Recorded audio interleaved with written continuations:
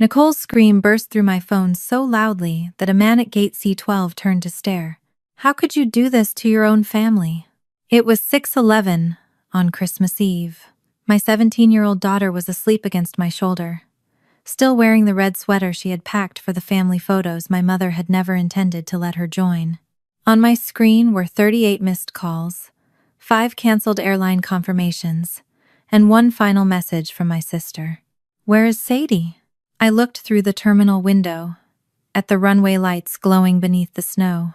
Less than 6 hours earlier, I had overheard my mother tell my daughter, "You're old enough to stay home alone, aren't you?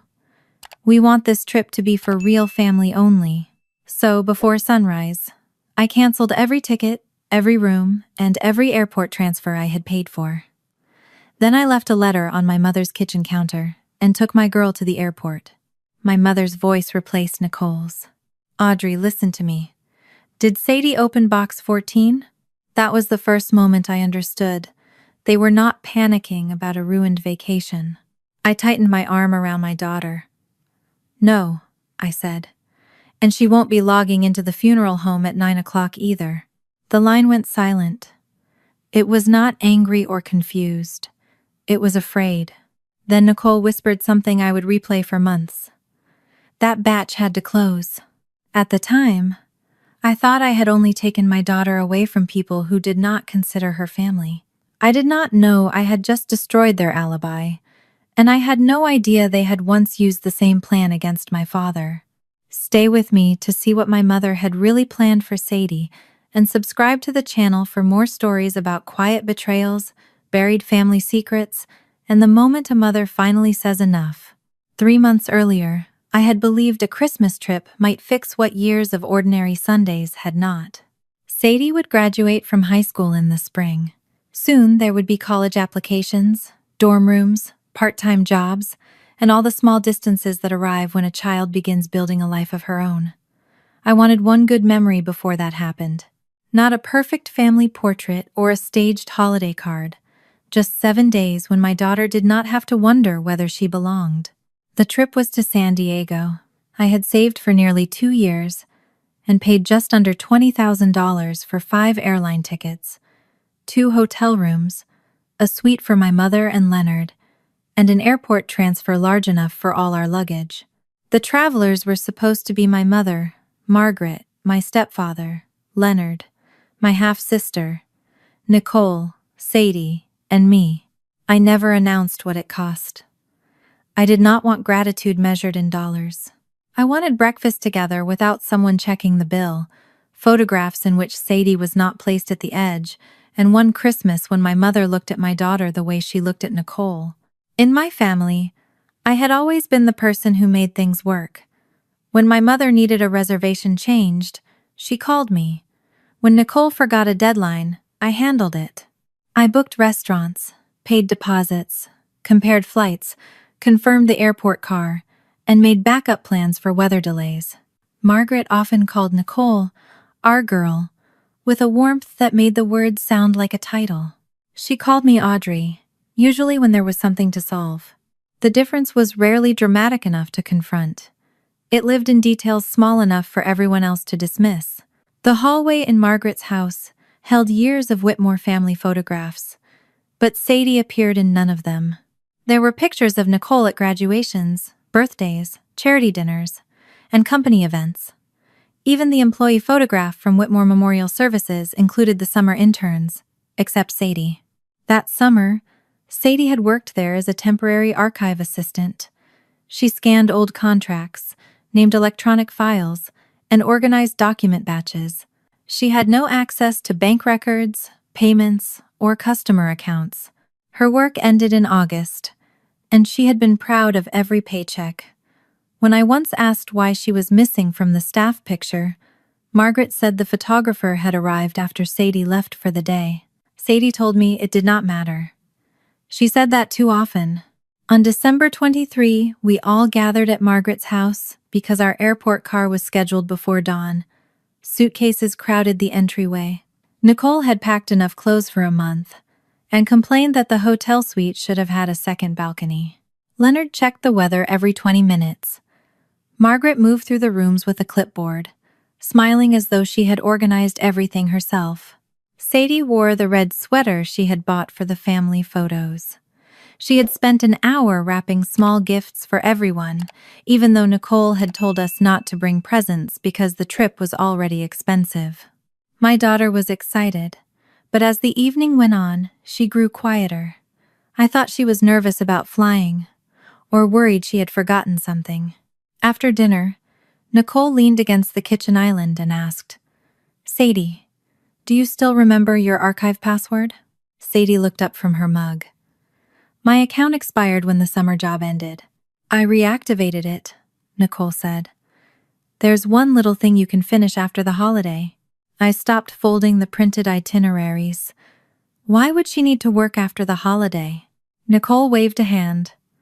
"It's nothing. Just clean up before year-end. 10 minutes, maybe." Then she asked Leonard about the airport parking, and the conversation moved on before I could ask anything else. Sadie stared into her hot chocolate. When I caught her eye, she smiled too quickly and said she was tired. By 11, everyone had gone upstairs. Sadie and I were sharing the guest room. Her suitcase stood open beside mine, but she had stopped checking it. I asked if she was all right. She said she was only thinking about school and turned toward the wall. Sometime after midnight, I woke with a dry throat and went downstairs for water. The kitchen lights were off, but a narrow strip of light shone beneath the laundry room door. I heard my mother speaking in the gentle voice she used when she had already decided what someone else would do. "You're old enough to stay home alone, aren't you?" I stopped in the dark hallway. Sadie did not answer loudly enough for me to hear. My mother continued, "We want this trip to be for real family only. You understand? Leonard has been looking forward to having his family together." My fingers tightened around the empty glass. "Don't upset your mother," Margaret said. "She has spent too much money to cancel now." For one stunned second, I could not move. My mother was not merely excluding my daughter. She was using my money as the lock on the door, counting on the cost of the trip to keep me obedient after I found out.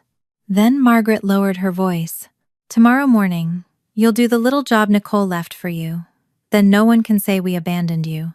I stood outside that door and understood that leaving Sadie behind was not only about who my mother considered family. I did not open the laundry room door. Every instinct in me wanted to step inside, take Sadie by the hand, and demand that my mother repeat those words while looking at me. But if Margaret knew I had heard her, she would begin explaining before I understood what else she was hiding. She would soften her voice, change the meaning of what she had said, and make Sadie feel guilty for causing a misunderstanding. I returned to the guest room and placed the empty glass beside the bed. My hands were shaking, so I folded them beneath the blanket and waited. A few minutes later, Sadie entered without turning on the overhead light. She closed the door quietly and stood beside her suitcase. The red sweater she had chosen for the photographs was folded on top. She lifted it, held it for a moment, then placed it back in the dresser. I watched as she removed a dress, her swimsuit, and the new sandals we had bought for the trip. She was trying to unpack without making enough noise to wake me. "Sadie," I said softly. Her shoulders stiffened. She turned toward me with an expression that was already prepared to reassure me. "I thought you were asleep. I woke up for some water." She nodded and looked down at the dress in her hands. "I decided I don't really need this." I sat up but did not ask whether Margaret had excluded her. I did not want to make Sadie defend anyone or repeat words she was not ready to say. "Come sit with me." She folded the dress twice, although it was already folded, then lowered herself onto the edge of the bed. For several seconds, neither of us spoke. "Did Grandma ask you to stay here tomorrow?" I asked. Sadie's face changed. The careful smile disappeared, and she pressed her lips together as if she had been holding the truth behind them. "Please don't cancel the trip," she said. "They'll say I ruined Christmas." The words hurt more than my mother's had. Sadie was not asking whether she deserved to go. She was already preparing to accept the blame for being left behind. You didn't ruin anything. Grandma said you worked too hard to lose the money. She said everyone has been looking forward to this for months. So have you. Sadie looked toward her half-empty suitcase. It's okay. I'm 17. I can stay alone for a few days. A few days? She said Leonard wants time with his family before things get busy at the funeral home again. I don't want to make it awkward. I moved closer but resisted the urge to tell her I had heard every word. I wanted her to speak without feeling that she was confirming an accusation. What exactly did she ask you to do? Sadie rubbed her thumb along the seam of the blanket.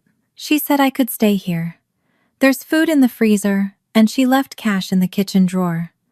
Tomorrow morning, I'm supposed to go to the funeral home for a few minutes. Tomorrow is Christmas Eve. I know. Nicole said it's just one archive batch they need finished before the end of the year. What kind of archive batch? I don't know. She said everything would already be prepared. I only have to scan the documents and close the batch. Sadie slid off the bed and crossed to the coat she had draped over a chair. From one pocket, she removed a white plastic card attached to a blue lanyard. The front showed the Whitmore Memorial Services logo, Sadie's school photograph, and the title Temporary Archive Assistant. Her summer badge had been green. I remembered because she had worn it proudly during her first week of work. This one was new. When did you get this? Grandma gave it to me tonight. I turned the card over. A small printed label listed its period of validity. December 24 through December 26. The badge had not been reactivated for the end of the year. It had been created for the exact days the rest of the family expected to be in California. Sadie removed 3 more items from her coat. The first was a brass key marked Rear Staff Entrance. The second was a sealed envelope with her name written across the front in Nicole's handwriting. The third was a folded sheet of paper. Grandma said not to lose any of it, she said. She told me the key would let me in if the front doors were locked.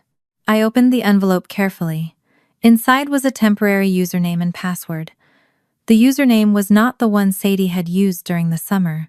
It read Sparker, Archive 2. Did Nicole explain why she created another account? She said the old one couldn't be restored. I unfolded the instruction sheet.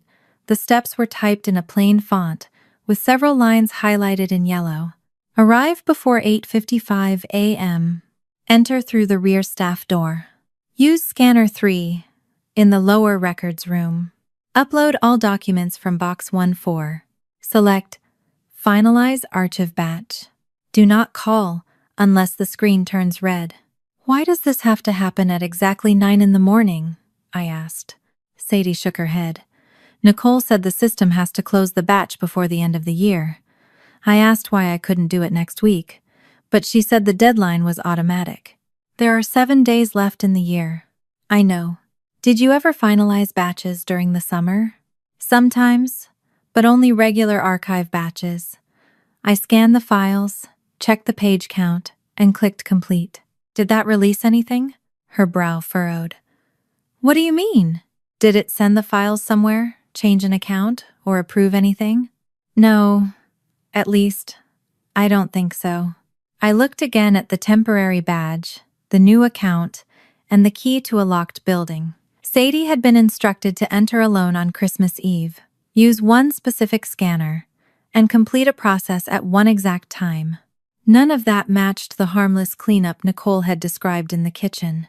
Where is box 14 now? Sadie pointed toward the door. Under the counter in the laundry room. Grandma said Nicole left it there so I could take it with me in the morning. I told Sadie to stay in the bedroom while I went downstairs. She caught my wrist before I could leave. Mom, please don't confront Grandma. I'm not going to confront anyone. She'll say I misunderstood. I believe you. Sadie's grip loosened. Relief crossed her face, but it was followed almost immediately by fear. She had expected to be questioned before she was believed. The laundry room was empty when I returned. Beneath the counter sat a gray records box secured with 2 plastic bands. Box 14 had been written across the lid in black marker. I did not cut the bands or lift the lid. A narrow gap along one side, exposed the upper edges of several folders. I crouched and used the light from my phone without touching the contents. The visible tabs carried names I recognized from Cedar Ridge: Harold Benson, June Wallace, Martin and Elise Harlan. All of them had been clients of Whitmore Memorial Services. At least 2 had died years earlier. I photographed the box from every side, then returned upstairs with the badge, key, envelope, and instruction sheet. I took clear pictures of each item and uploaded them to my private cloud account. Then I forwarded the images to Claire Benson, an old college friend who practiced consumer protection law. My message contained only 6 words. "Call me when you wake up. Urgent." Sadie's phone vibrated on the mattress. A message from Nicole appeared on the screen. "Do not be late tomorrow." Before Sadie could respond, another message arrived. "And do not open the box before 9. I photographed both messages and told Sadie not to answer. I did not try the temporary password, and I did not search for the customer names online.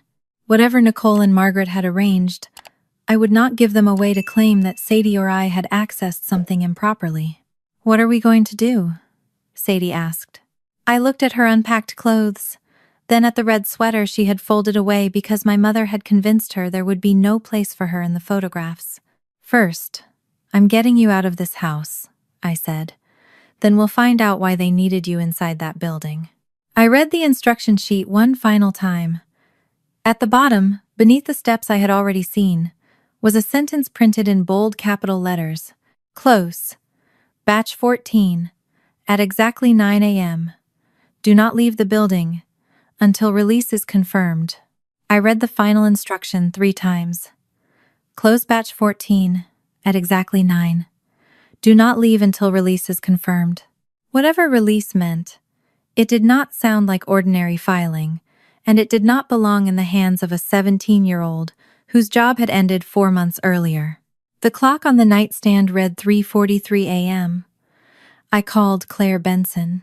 She answered on the 5th ring with the strained voice of someone pulled from deep sleep. "Audrey, what happened?" I told her only what I knew.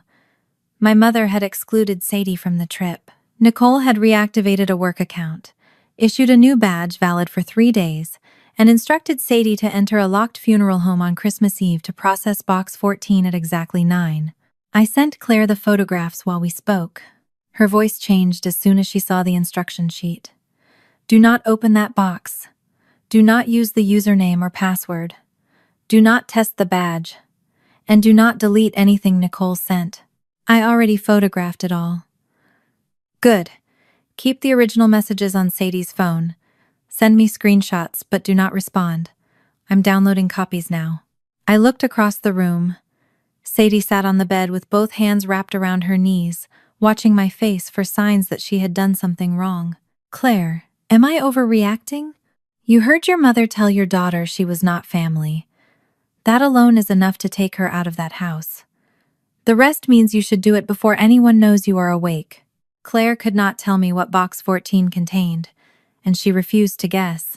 She said the word "release" might be harmless, but the timing, temporary credentials, and insistence that Sadie work alone were serious enough to preserve.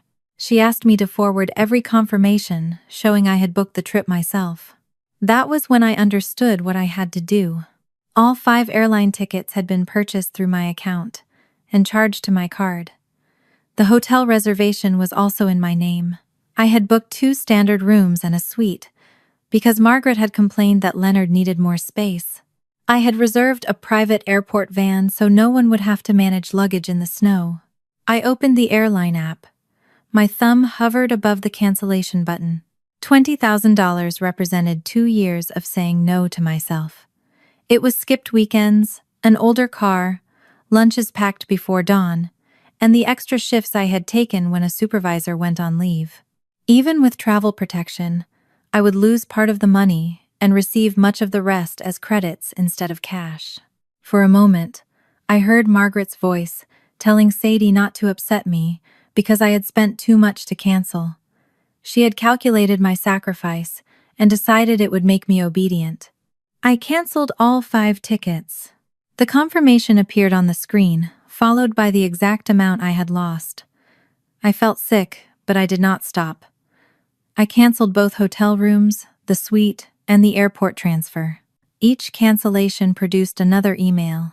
Each one closed a door my family had assumed I would pay to hold open.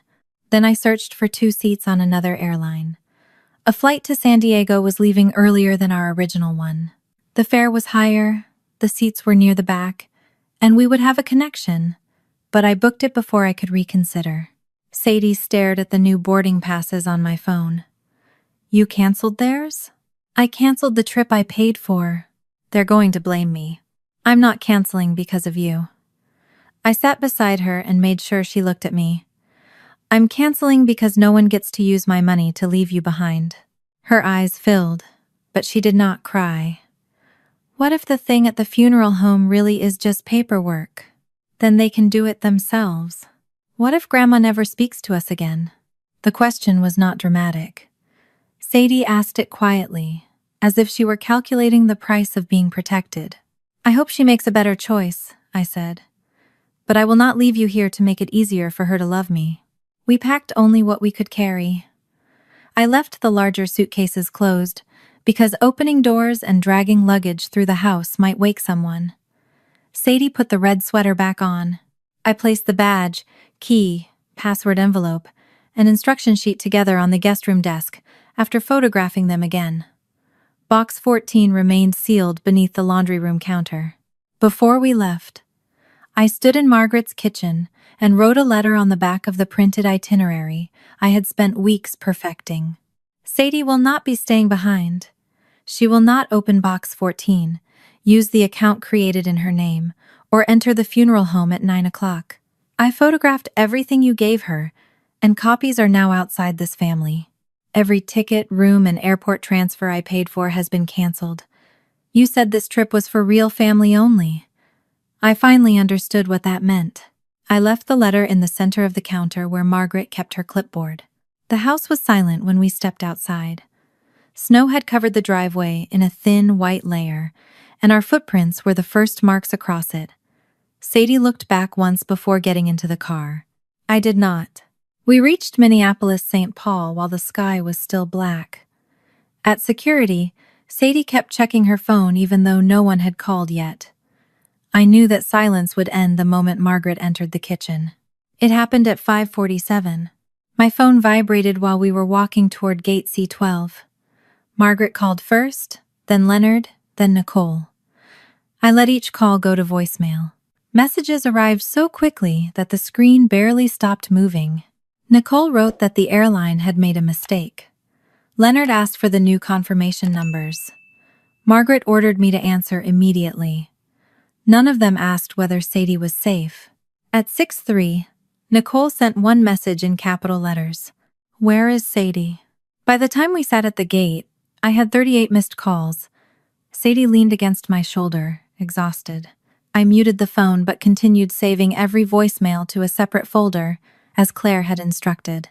Nicole called again. This time I answered.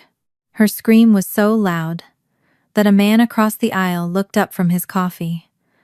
How could you do this to your own family? I lowered the volume and kept my voice steady. You told my daughter she was not part of that family. That is not what Mom meant. We can discuss this later. Send me the airline information now. The reservations are canceled. You had no right. I paid for them. Nicole began speaking over me, accusing me of humiliating Leonard and wasting everyone's time. Behind her, I heard Margaret demanding the phone. When my mother came on the line, she did not ask about the tickets, the hotel, or the money. Audrey, listen to me. Did Sadie open box 14? No. Did you? No. Her breathing changed. Where is it? Where you left it. Nicole said something too low for me to hear. Margaret covered the receiver, but not completely. Their voices became sharp and hurried. Then Nicole's whisper came through clearly. That batch had to close at 9. I looked down at Sadie. Her eyes were open now. What happens at 9? I asked. Neither of them answered. Margaret recovered first. You have no idea what you are interfering with. Bring Sadie back before this becomes worse.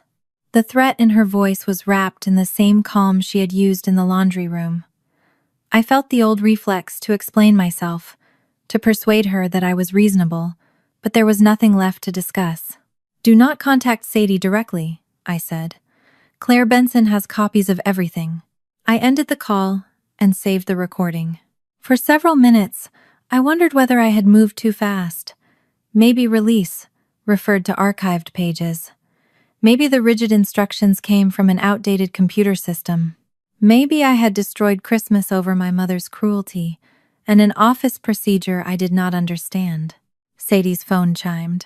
She opened the notification and handed it to me without speaking. The message had been sent automatically from the Whitmore Memorial Services system to the temporary work account Nicole had created. The subject line read, "System process failure." Below it, in bold letters, were the words that ended every doubt I still had. Batch 14 failed to close. Pre-need refund release suspended. I had not only canceled a vacation. Once we boarded, the noise stopped. For the first time since leaving my mother's house, no one could reach us. The cabin lights dimmed, the engines rose beneath our feet, and Minneapolis disappeared under a layer of cloud. My phone was in airplane mode, but the screen still held the evidence of the morning. Missed calls, saved voicemails, cancellation notices, and the automated message from Whitmore Memorial Services. Batch 14 failed to close. Pre-need refund release suspended. Sadie sat beside me with her hands tucked under her thighs. She had read the message several times, but she had not asked what it meant. I suspected she was afraid the answer would somehow make the whole thing her fault. I turned the phone face down. You didn't release anything, but I was supposed to. You were supposed to follow instructions you had no reason to distrust. She looked toward the window. Would anyone believe that? I wanted to promise her they would. Instead, I told her the truth. We're going to make sure they have more than our word. The flight gave me too much time to think. I kept returning to the same details. The 3-day badge, the exact time, the locked building, and Nicole's panic when the batch failed.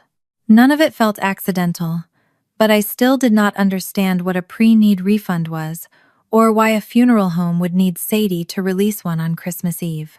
When we landed in San Diego, the afternoon sun felt wrong against the cold fear I had carried from Minnesota.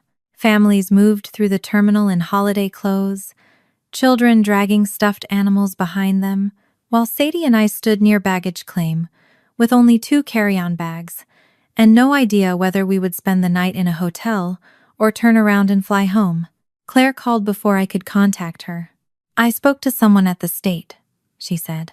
Pre-need contracts are funeral arrangements customers pay for in advance. The money is supposed to be protected until services are provided or the contract is legally canceled. So a refund release sends the money back to the customer? In a legitimate cancellation, yes. But it should not be processed by a temporary archive assistant, and it should not require a 17-year-old to enter a closed building alone. Claire had forwarded the information to Dana Walsh, a compliance examiner who oversaw prepaid funeral funds. She warned me that Dana would not make accusations from photographs and voicemail alone. She would ask narrow questions, verify the system, and determine whether there was enough reason to intervene before 9 o'clock in Minnesota. Dana called 11 minutes later. Her voice was calm and precise.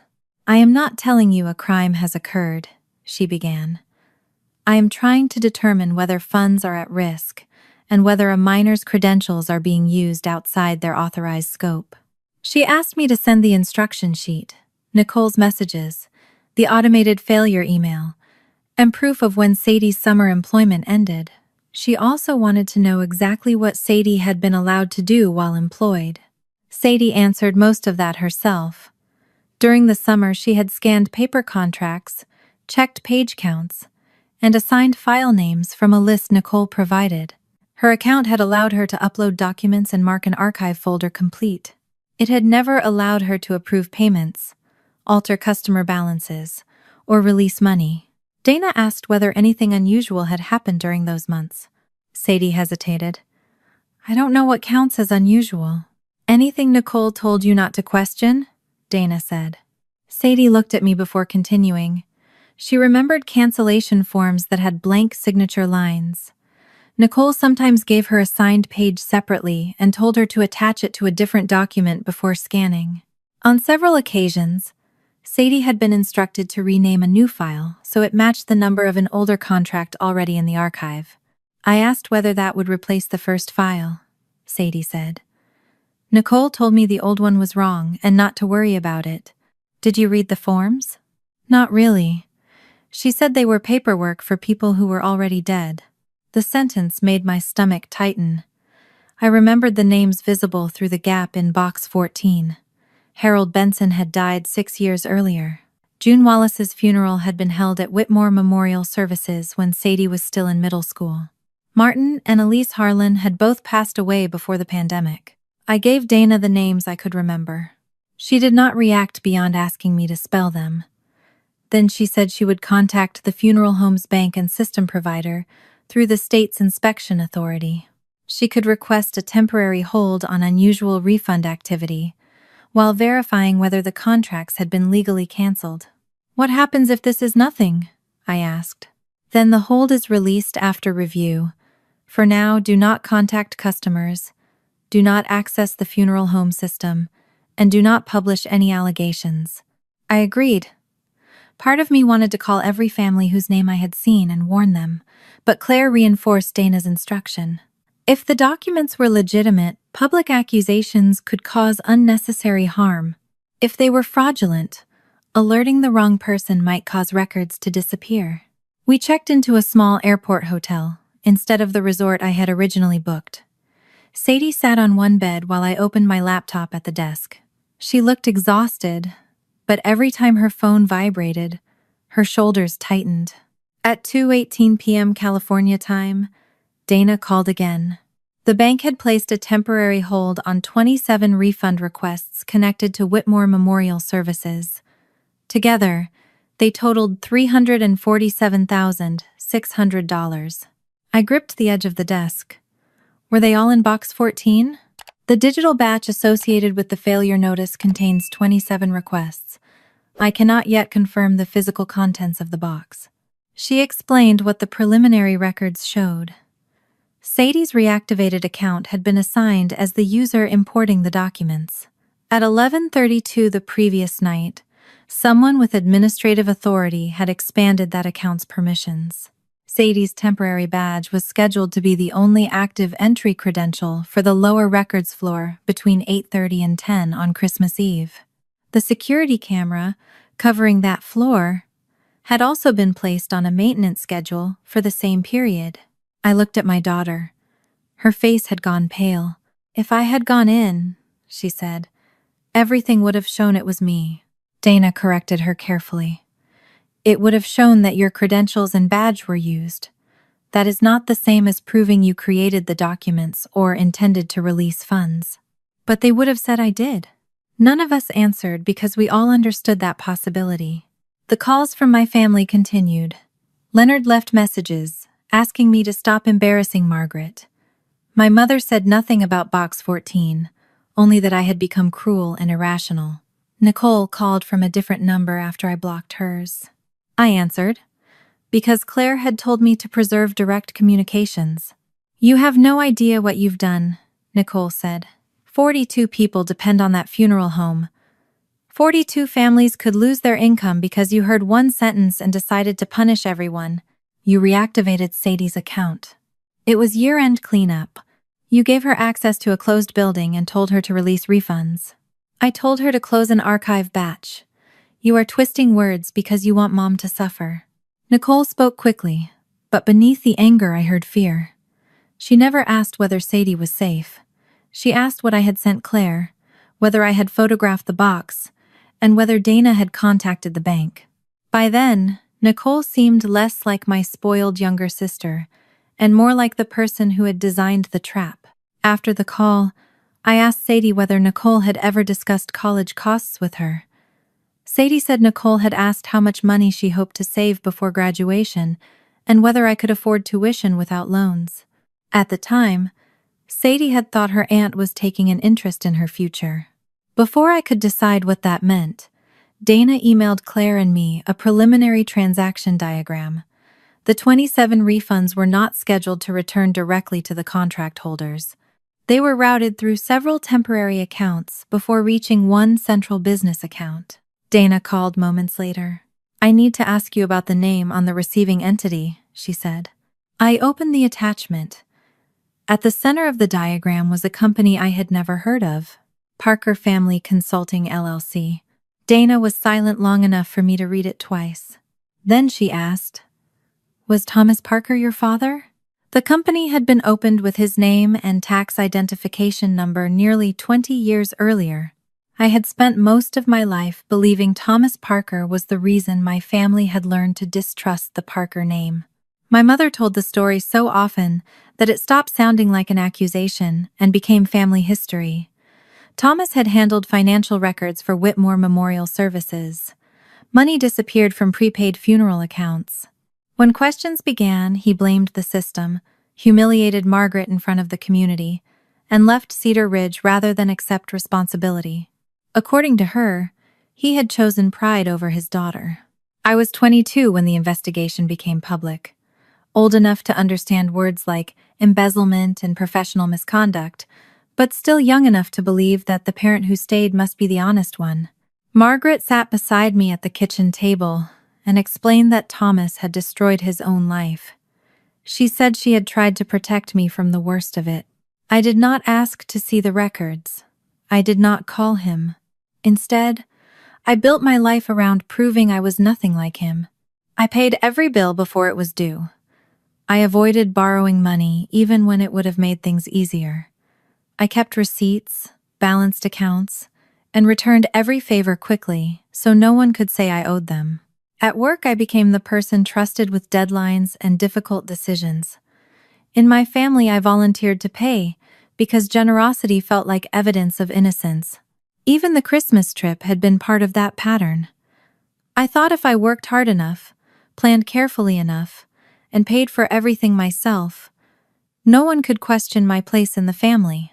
Now a business account carrying my father's name sat at the center of nearly $350,000 in suspended transfers. Dana asked whether I knew anything about Parker Family Consulting.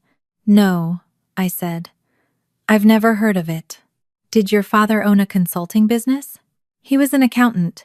He sometimes worked independently, but I don't know what names he used." Dana did not tell me what to believe. She only said the company had been registered in 2007, shortly before the original financial scandal at Whitmore Memorial Services. The tax identification number belonged to Thomas. Several old transfers had passed through it before the company became inactive. The new refund requests were set to use that same account structure. After the call ended, I stared at the transaction diagram until the words blurred. If Thomas had created the company, perhaps Margaret had been telling the truth. Perhaps Nicole had found an old scheme and reused it. Maybe I had taken Sadie away from a trap designed by my sister, only to discover that my father had built the first version. Sadie sat across from me on the other hotel bed. Was Grandpa really a thief? That's what the investigation said. That's what Grandma said. I closed the laptop harder than I intended.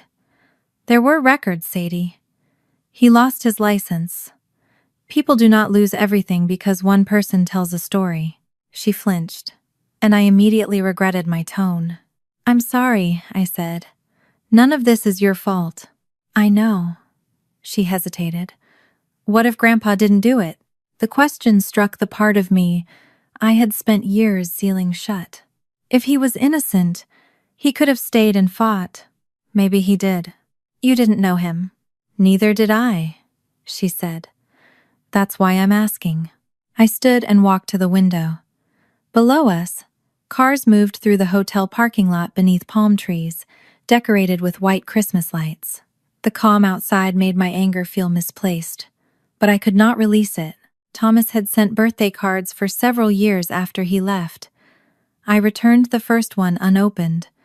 The others disappeared before I saw them, and Margaret said he had eventually stopped trying. When I was older, I told myself that a father who truly cared would have found another way. It was easier to blame him than admit I might have helped shut him out. My phone rang. Margaret's name appeared on the screen. Claire had advised me to preserve communications, so I recorded the call before answering. "You finally decided to speak to me," Margaret said. "What is Parker Family Consulting?" Silence held for less than a second, but I noticed it. "Your father's company. Why were refunds from Whitmore Memorial Services scheduled to pass through it yesterday?" I have no idea what Nicole has done with those old accounts. It was the first time Margaret had placed distance between herself and Nicole. Sadie's credentials were set to release the transfers.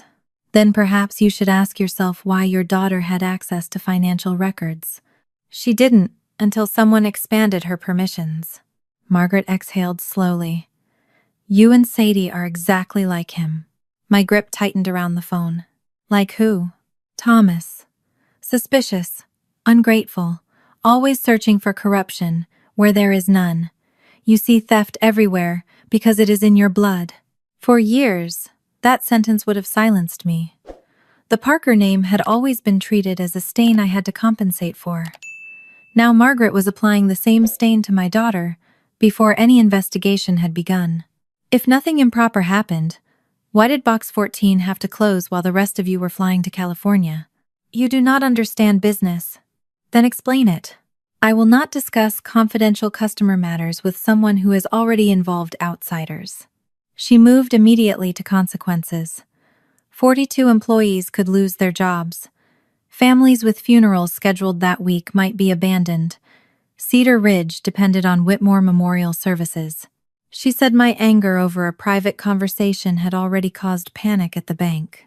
"You are punishing an entire town because you misunderstood your place in this family," she said. "My daughter's place was alone in your house, while her name appeared on a refund release. You are being dramatic. Did you prepare Box 14? Margaret did not answer. "Did you create the temporary badge?" Another silence. "Did you know Sadie's account had been reactivated? You need to think about the damage you are causing." She never denied the box, the badge, the account, or the release. She only described what would happen if people examined them. I ended the call before she could turn another threat into a duty I was expected to accept. Claire contacted me an hour later. She had located the disciplinary record from Thomas's accounting board review. The final report stated that he had used his credentials to alter customer balances and direct funds through Parker Family Consulting. It cited login histories, internal spreadsheets, and testimony from Whitmore management. "There's a problem," Claire said. "What kind of problem?" The report references Technical Appendix C 7 times, but Appendix C is missing from the archived case file. What was supposed to be in it? The raw access logs and the method used to establish the timestamps. Without that appendix, the report showed conclusions, but not the complete technical evidence supporting them.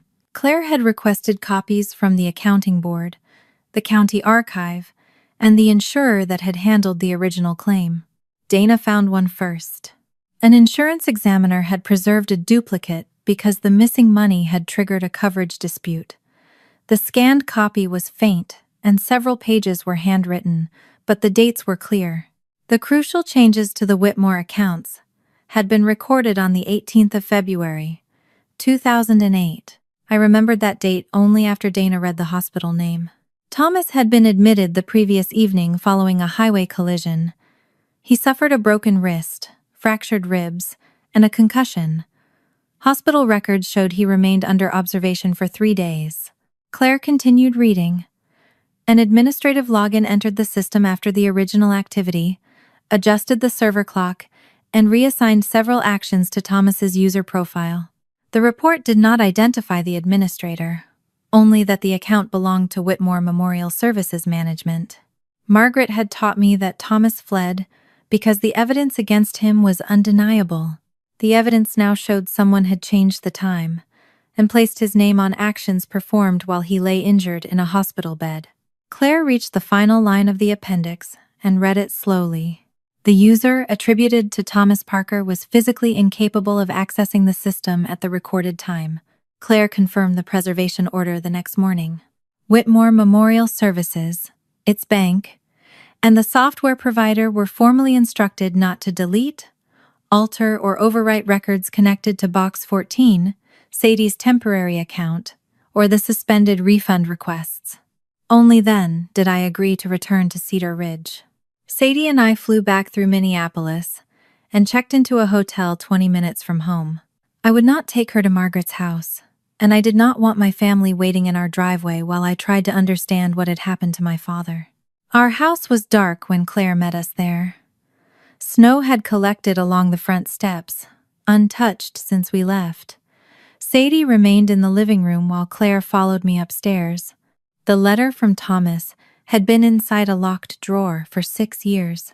It arrived after his death in 2019, forwarded by the attorney handling his few remaining possessions. I remembered holding the envelope and seeing his handwriting across the front. Margaret had been with me that afternoon. She said Thomas had probably written another version of the same excuses he had used his entire life. I placed the letter in the drawer unopened. Now Claire stood beside my desk while I took it out. She photographed the sealed envelope, recorded the date and condition, and watched as I opened it. We both understood the letter might guide us toward evidence, but it could not prove every claim simply because a dead man had written it. The first line was addressed to me. Audrey, I do not expect you to believe this, but I need you to know where to look if you ever decide to ask what happened. I sat down before reading further. Thomas wrote that he had reviewed prepaid funeral accounts for Whitmore Memorial Services in 2007. At first, the discrepancies looked like bookkeeping errors. Several customers had supposedly canceled their contracts, but the refunds did not return to them or their estates. The money moved through temporary accounts and disappeared into operating expenses. When Thomas questioned Margaret, she told him the funeral home was short on cash. Business had slowed, insurance reimbursements were late, and payroll was approaching. She called the transfers temporary loans and asked him to sign a year-end reconciliation, stating that every refund had been properly issued. She told him signing would save jobs. He refused. According to the letter, Margaret warned him that a public investigation would close the funeral home and destroy Leonard's family name. Thomas answered that the customers had trusted them with money intended for their deaths. Using their grief as a credit line was not a business solution. Weeks later, Parker Family Consulting appeared in the records. Thomas wrote that he had never created the company. Someone used a copy of his tax documents, his professional information, and a scanned version of his signature to register it. By the time he discovered the account, refund transfers were already passing through it. He began collecting copies of statements and access reports. The night before his car accident, he called Margaret and said he intended to report everything. After he left the hospital, the records had changed. The final pages contained dates, storage locations, and names. An insurance examiner named Paul Dyer had received copies of the original access logs. Ruth Calder, the funeral home's former bookkeeper, had seen Margaret remove files from Thomas's temporary office. A county attorney had drafted a statement Thomas never signed. The letter did not ask me to forgive him. It described his attempts to see me. He wrote that he came to Margaret's house twice after the investigation began. The first time, Leonard told him I was not home.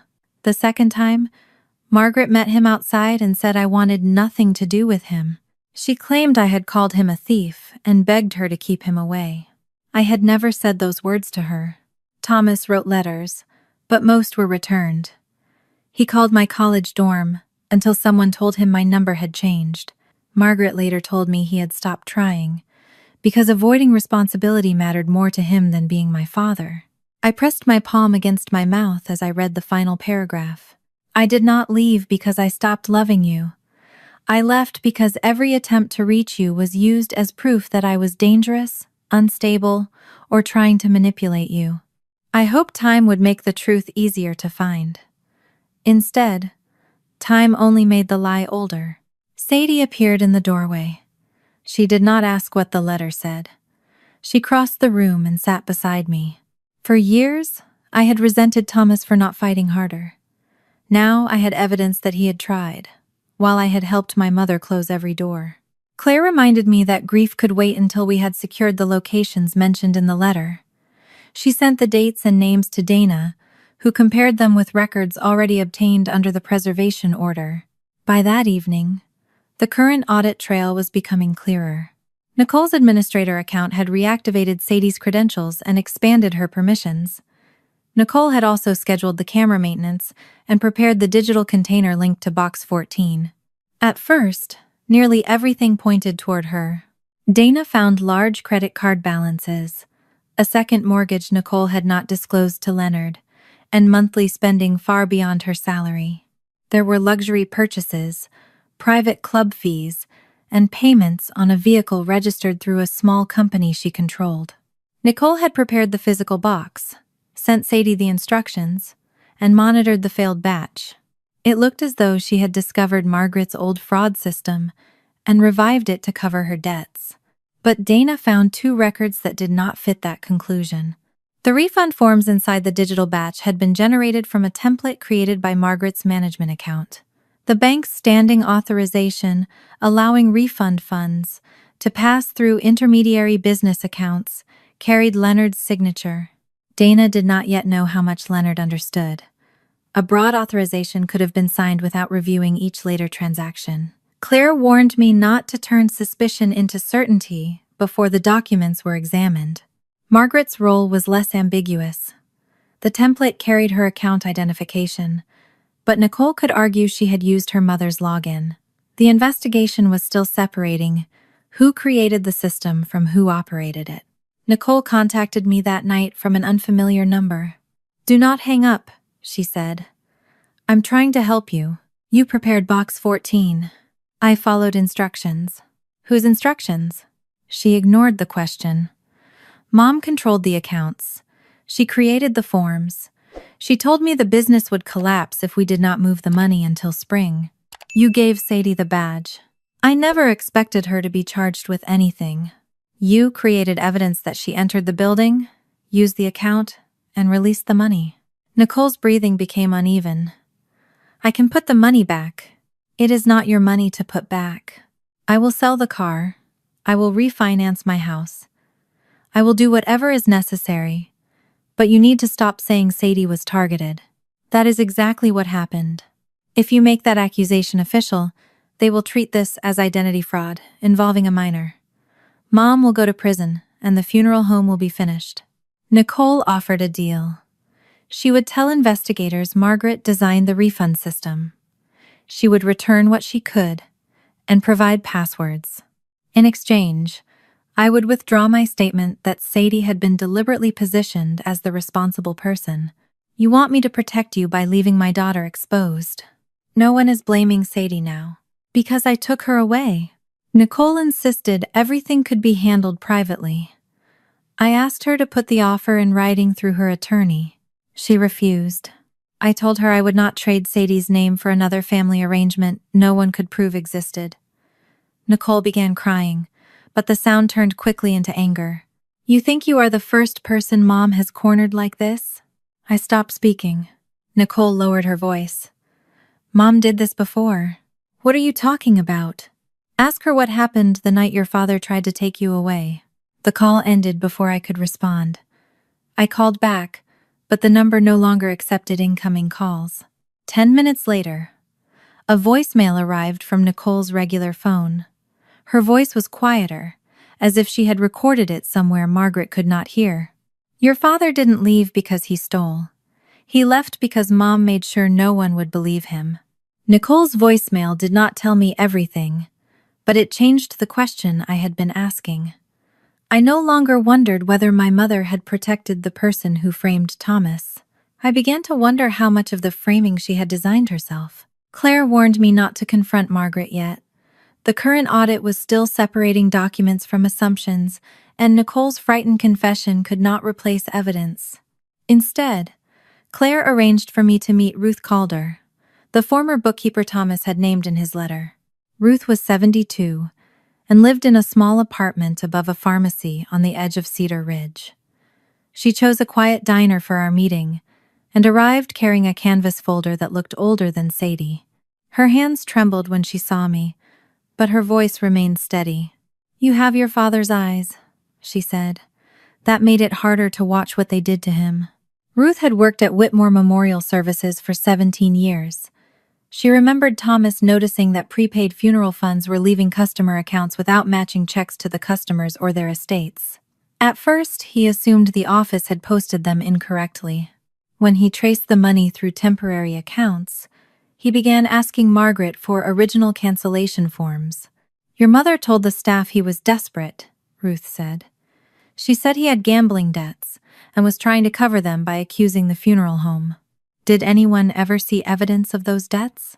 Ruth shook her head. "No, but Margaret repeated it until people remembered hearing it as if they had seen proof." Leonard knew Thomas had raised concerns, but he refused to challenge Margaret publicly. He told Ruth that an investigation could suspend the funeral home's license, cancel scheduled services, and cost dozens of employees their jobs. He said silence was the responsible choice, until the family could settle the matter privately. The matter was never settled. It was placed in Thomas's name. Ruth also remembered the night Nicole had mentioned. After leaving the hospital, Thomas came to the Whitmore house with copies of account records and asked to take me somewhere safe while he challenged the allegations. Margaret sought an emergency order that same night, claiming his financial crimes and erratic behavior made him a danger to me. The accusations were still unproven, but the order prevented him from taking me until a hearing could be held. By the time the hearing arrived, the altered access logs had been submitted. Thomas had lost his license, his credibility, and his chance to convince a judge that Margaret was using me to silence him. I remembered the birthday cards I had returned and the calls I refused to take. Thomas had been trying to reach me from inside, a story Margaret had already taught me to believe. I could not repair the years I had lost, but I could stop the same story from swallowing Sadie. Dana met Claire and me later that afternoon and laid out the current scheme in a sequence simple enough that none of us could mistake its purpose. Nicole had reactivated Sadie's account and expanded its permissions. Margaret's administrator profile had generated 27 false cancellation forms. The physical copies were placed inside Box 14, already arranged for scanning. Sadie's assigned task was the final visible step. She would enter the funeral home with the temporary badge, scan the forms, and select Finalize Archive Batch. That command would attach the documents to 27 prepaid contracts and release refund requests that had already been prepared in the system. The records room camera was scheduled to be offline. No other employee badge was supposed to enter that floor. The audit log would show Sadie's username importing the forms, while the access system would show her badge inside the building at the exact time the refund release occurred. The money would not have moved because she understood what she was doing, Dana said. It would have moved because someone built a process in which one ordinary archive command activated work already completed behind the screen. Sadie sat beside me during the explanation. Then they would say I created the forms. They would have evidence designed to suggest it, Claire answered. That is why preserving the messages and keeping you out of the building mattered. Dana had also found the motive they intended to attach to Sadie. During the summer, Sadie had asked Nicole whether Whitmore Memorial Services offered college assistance to temporary employees. She had also let Nicole review a scholarship essay, describing how worried she was about tuition and how hard I had worked to support us. Nicole still had a copy of that essay as her company email. My daughter stared at the table. She told me the essay made me sound responsible. She was collecting a reason, I said. Sadie's expression tightened. Everyone will believe her. She runs the funeral home. I'm just the girl who had the password. You are also the girl who never entered the building, never opened the box, and never touched the account that morning, I told her. Their plan required your silence. You do not owe them that anymore. The 27 contracts in Box 14 were only the newest group. As examiners compared old refund activity with bank records, they found at least 31 families affected over several years. Some involved people who had already died. Others belonged to customers who were still alive and believed their funerals were fully paid. One couple had spent 12 years making monthly payments so their children would not inherit burial expenses. Their account now contained less than a quarter of what they had deposited. The investigation was no longer only about what my family had intended to do to Sadie.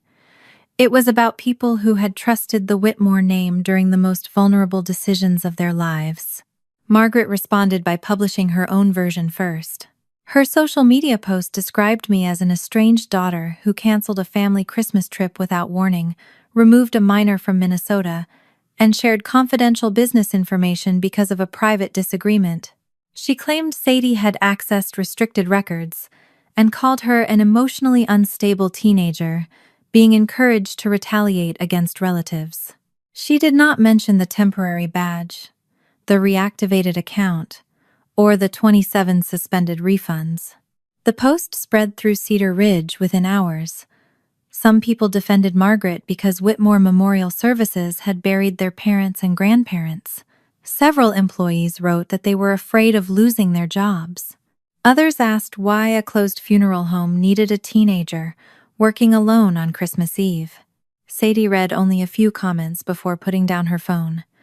She made me sound dangerous. I wanted to answer every accusation, but Claire stopped me. Public anger could not be allowed to dictate the evidence. She issued one short statement on our behalf, confirming that Sadie had not entered Whitmore Memorial Services on December 24, had not accessed its system that morning, and was cooperating through counsel with the proper authorities. We offered no further public argument. For the first time, I did not beg my mother to understand me or explain why I had made the responsible choice. I let the records answer her. That evening, Dana called with one final discovery. The bank had recovered the internal description attached to the transfer that batch 14 was supposed to trigger. The words had been entered before Sadie ever received the badge. The memo read, S. Parker Education Advance. They had not merely prepared to put the theft in my daughter's name.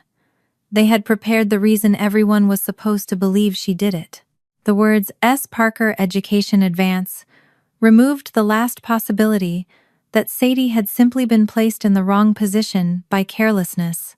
Someone had written her motive before she entered the building, before she used the temporary password, and before a single dollar moved. They had prepared not only the evidence against her, but also the story people were supposed to tell about why she had done it. Claire arranged the meeting at her office 2 days later.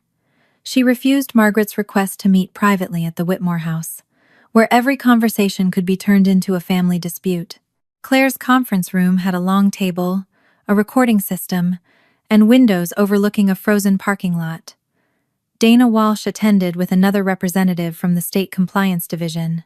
Margaret, Nicole, and Leonard each arrived with legal counsel. Sadie did not come. I would not make her sit across from the people who had prepared to put a theft in her name. She remained at the hotel with one of Claire's assistants, and knew I would tell her only what she needed to hear. Margaret entered wearing the dark navy suit she used for charity luncheons and difficult funerals. She looked tired but composed. Leonard kept his eyes on the table. Nicole stared at me, as if I had personally created every document the investigators had recovered. Before anyone formally began, she leaned forward and said, "How could you do this to your own family?" The sentence sounded different in that room. On Christmas Eve, it had been a scream about canceled tickets. Now it was an accusation made while lawyers sat beside evidence showing what they had planned for my daughter. I took Sadie away from a building where you intended to put nearly $350,000 in her name, I said. That is what I did. Nicole's attorney touched her arm, but she pulled away. You have destroyed the funeral home before anyone has proven money was stolen. Dana corrected her without raising her voice. The funds were suspended before release. The investigation concerns the preparation and attempted processing of fraudulent refund requests, as well as prior transactions. Claire placed 4 documents in front of me. We had agreed that I would ask only questions supported by records already collected. I would not speculate, threaten, or give Margaret another opportunity to pretend this was emotional revenge. I looked at Nicole first. Why was Sadie's badge valid for only December 24 through December 26? Nicole glanced at her attorney. She was completing temporary year-end work. Why was her archive account upgraded to allow her to finalize a refund-linked badge? I did not understand every permission in the software. You were the administrator who selected them. My mother told me what access was needed. Margaret did not turn toward Nicole, but the muscles in her jaw tightened. I moved to the next document. Why was the camera outside the lower records room scheduled for maintenance during the exact period Sadie was told to enter? Nicole folded her arms. The camera had been malfunctioning. The service company found no repair request. The maintenance setting was entered from your account the night before the trip. Nicole's confidence faltered. Mom said the cameras needed to be offline while old customer files were being scanned. This time Margaret looked at her. I placed the transaction memo on the table. Why did the transfer say, S. Parker Education Advance? Nicole's face lost color. I never wrote that. The system records show it was entered before Sadie received her badge. I said I did not write it. Nicole turned toward Margaret.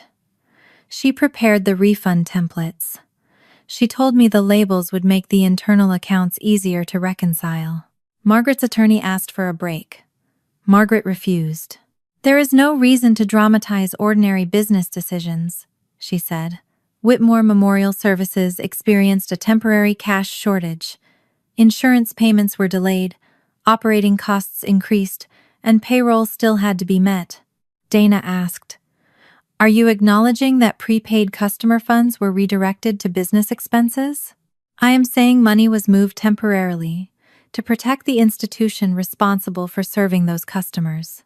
The contracts did not authorize those transfers. Contracts do not employ 42 people. Margaret turned to me as if Dana and the lawyers no longer mattered. If the funeral home closes 42, employees lose their income. Families with services already scheduled will have nowhere to go.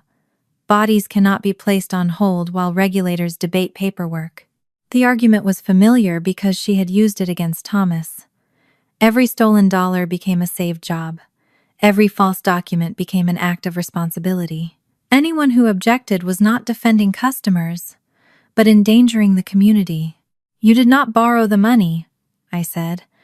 You took it from people who trusted you while they were planning their deaths. Then you prepared to make a 17-year-old look responsible. No one intended to hurt Sadie. You created a financial motive using her college plans. That description was an accounting label. You activated her badge, expanded her account, disabled the camera, and made her the only person scheduled to enter the building. She only had to follow the instructions. Margaret said it as if obedience would have protected Sadie. As if my daughter could have clicked the button, released the money, and walked away untouched because she had not understood the machinery behind it. She would have been questioned, I said. Her name would have appeared on the audit log.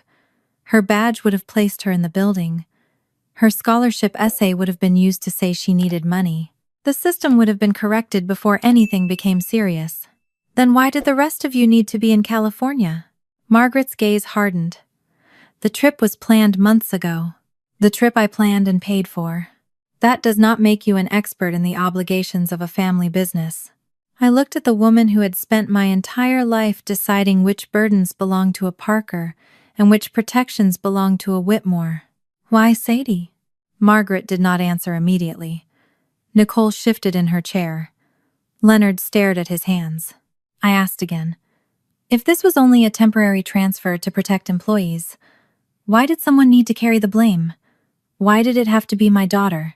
The sorrow disappeared from Margaret's face. Her shoulders straightened, and the controlled softness left her voice. Someone had to carry it.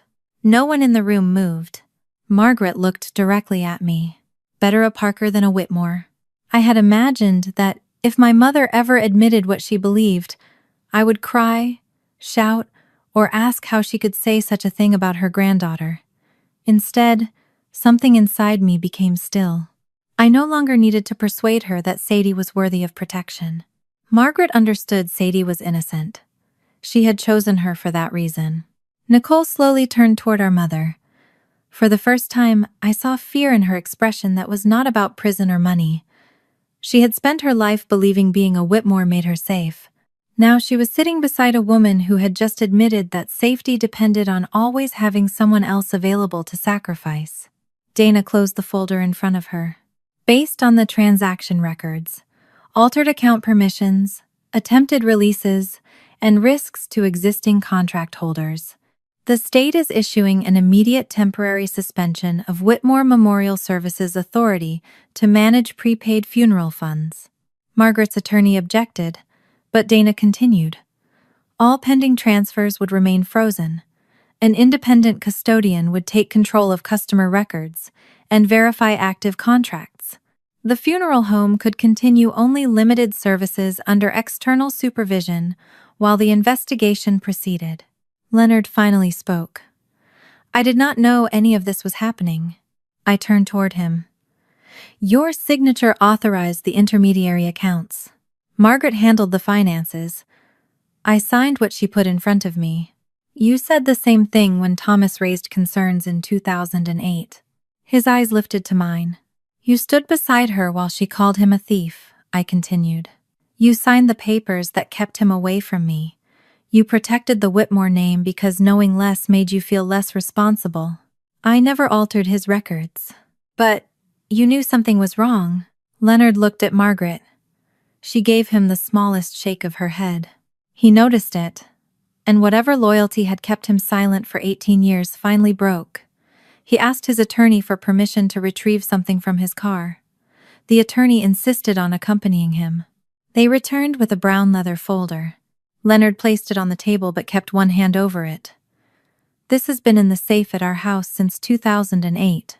Inside was a draft settlement offered to Thomas after the altered records had been submitted.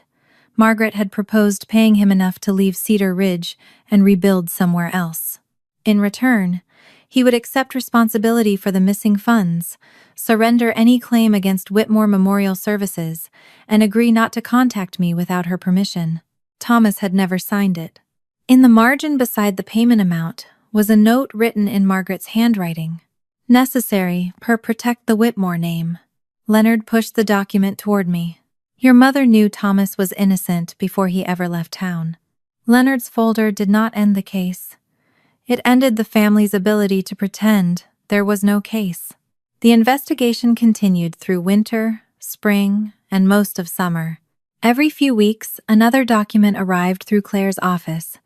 Account records, audit findings, licensing notices, sworn statements, and letters from lawyers who had once referred to the missing money as an internal bookkeeping dispute. The truth took months because it had been hidden for years. Dana's final audit separated responsibility carefully. Margaret had designed the refund system, maintained the intermediary accounts, and decided which prepaid contracts could be drained without drawing immediate attention. She had created the templates used in Box 14 and preserved the same method that had once placed the theft under Thomas Parker's name. Nicole had carried out the current attempt.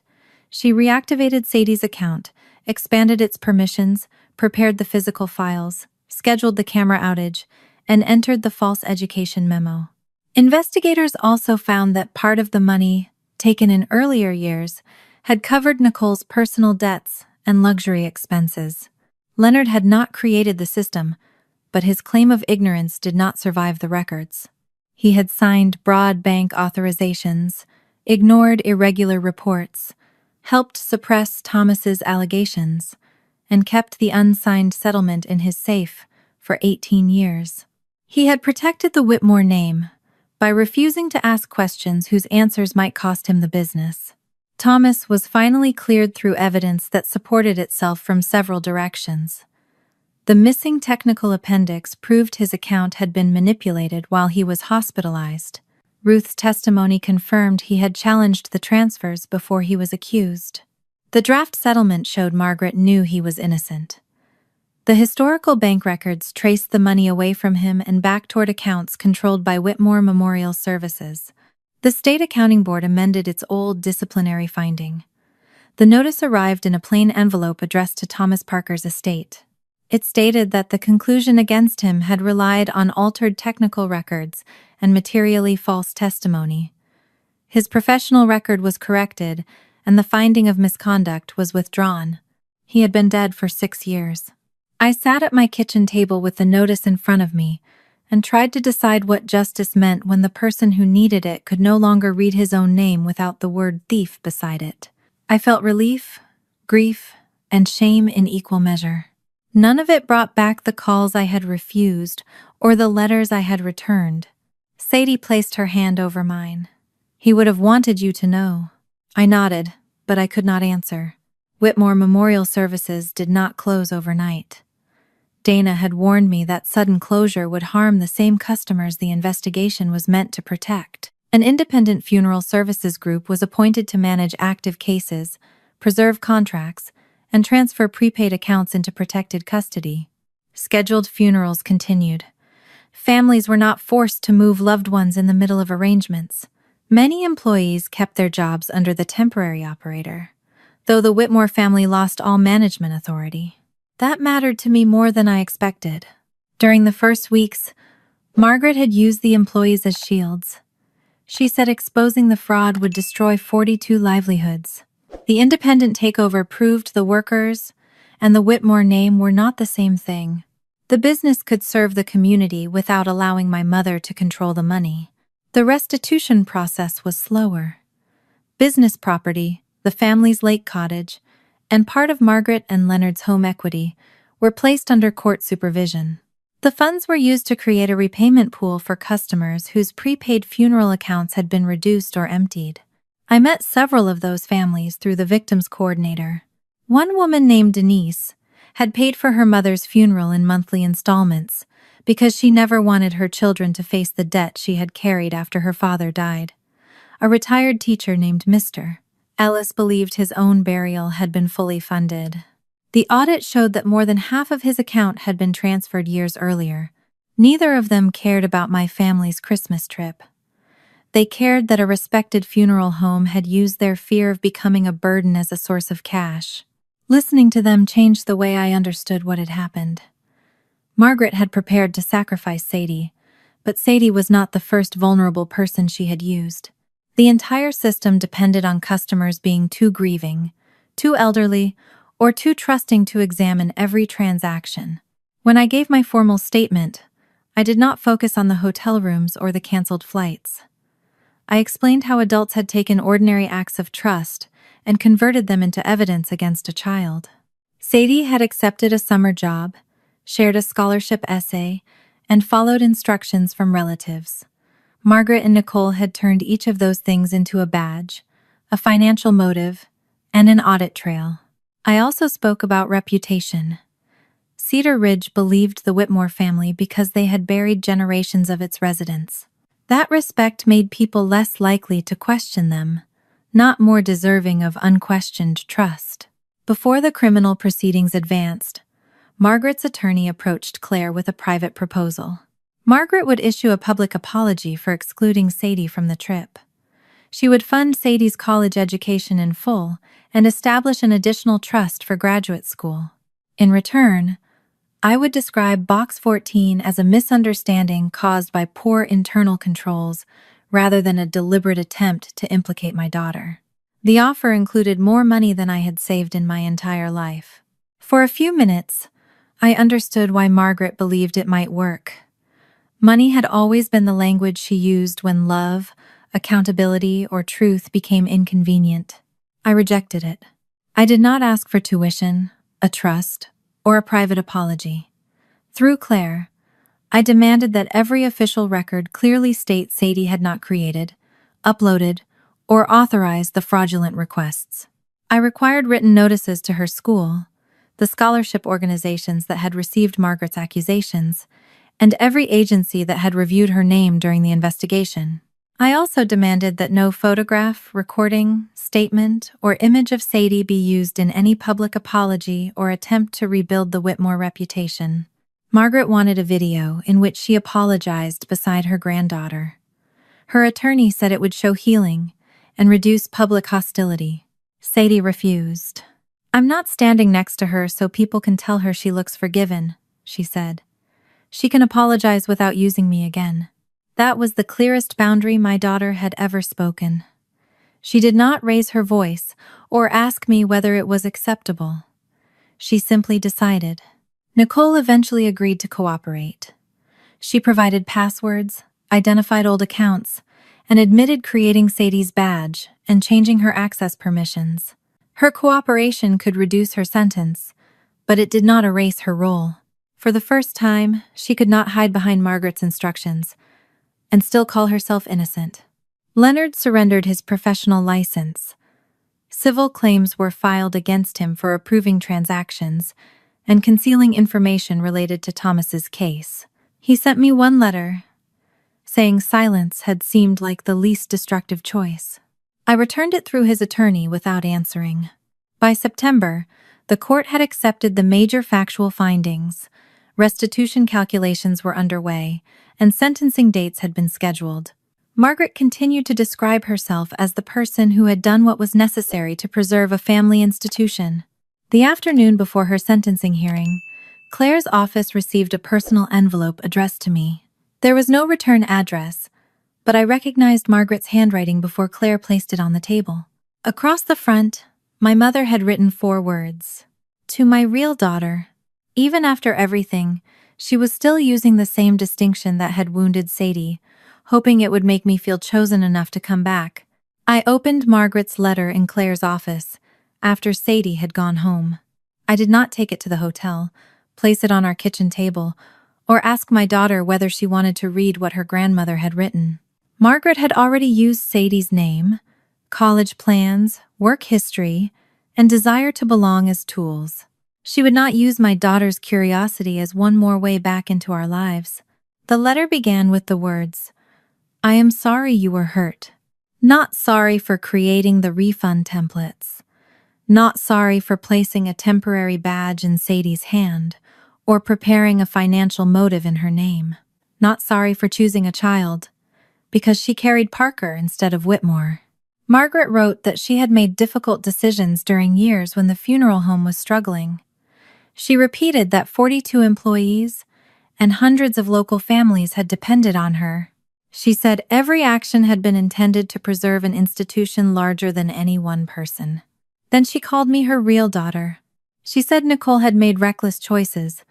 Leonard had failed to understand the finances, and Thomas had forced the family into a public conflict that should have remained private. She admitted mistakes were made, but she never named who had made them.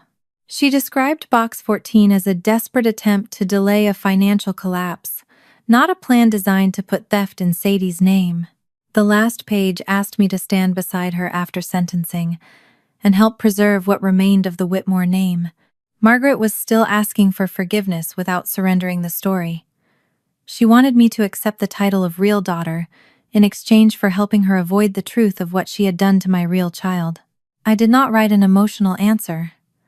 I did not explain again why Sadie deserved protection or list every lie Margaret had told me about Thomas. Claire sent a response through counsel stating that Margaret was not to contact Sadie or me directly, use our names or images in any public statement, or send messages through relatives, employees, or members of the community. Any necessary communication would go through our attorneys. For the first time, silence was not something Margaret imposed on me. It was a boundary I chose. The criminal cases ended over the following months. Margaret pleaded guilty to fraud, falsifying financial records, and the unlawful use of another person's identifying information. Her plea acknowledged that Sadie's credentials had been prepared to create a false audit trail, although Margaret continued telling the court that she had never expected my daughter to face permanent harm. Nicole pleaded guilty as an accomplice. Her cooperation, passwords, and testimony reduced her sentence, but did not erase it. She admitted creating the badge, altering Sadie's permissions, disabling the camera, and entering the education memo. The judge made clear that following a parent's instructions did not excuse designing evidence against a minor.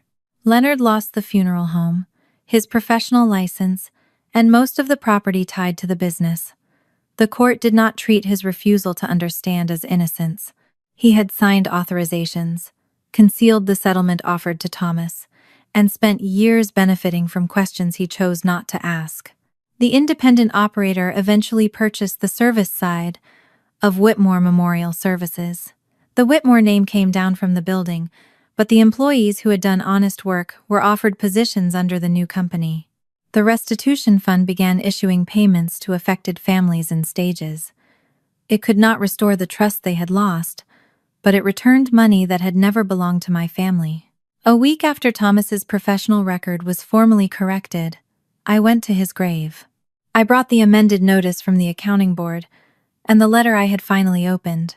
His headstone was simple, with no mention of the career or reputation he had lost. Snow had settled inside the carved letters of his name. I did not tell him he had been a perfect father. I did not know enough to make him into one. He had been angry in some of his letters, and there were years when shame and defeat had made him retreat.